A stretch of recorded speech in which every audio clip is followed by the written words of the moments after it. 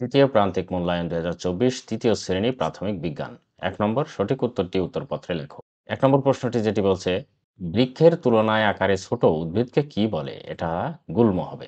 আর ২ নম্বরটি বলছে, আইস ও ফুলকা থাকে এমন প্রাণী নিচের কোনটি? এটা হচ্ছে মাছ। ৩ নম্বরটা বলছে, সুস্বাস্থ্যের জন্য নিয়মিত কি খেতে হয়? শাকসবজি। ৪ নম্বরটা, পদার্থের বাহ্যিক গঠনকে কি বলে? আকৃতি। ৫ নম্বরটা বলছে, রাবার ব্যান্ড লম্বা করতে কোন ধরনের বল প্রয়োগ করতে হয়? এটা টান বল। ৬ নম্বর, পানির অভাব যখন তীব্র হয় এ অবস্থাকে কি বলে? এটা হচ্ছে খরা বলে। ৭ নম্বর, চারু ও কারুশিল্পে ব্যবহৃত উপাদানের নাম হলো মাটি। ৮ নম্বর, পৃথিবীর তাপমাত্রা নিয়ন্ত্রণকে কি বলে? এক কথায় কি? নিয়ন্ত্রণকে বলে হচ্ছে সূর্য। তার মানে পৃথিবীর তাপমাত্রা নিয়ন্ত্রণ করে সূর্য।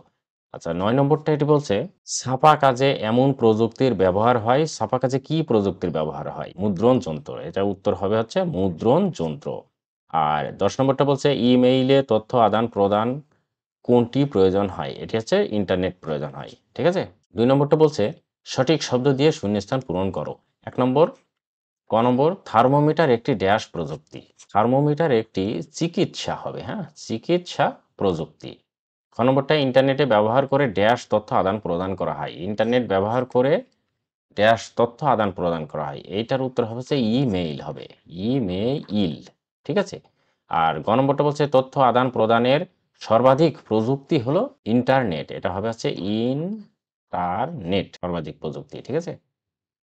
ঘ নম্বরটা বলছে, প্রযুক্তি আমাদের জীবনকে ড্যাশ করে। প্রযুক্তি আমাদের জীবনকে সহজ করে।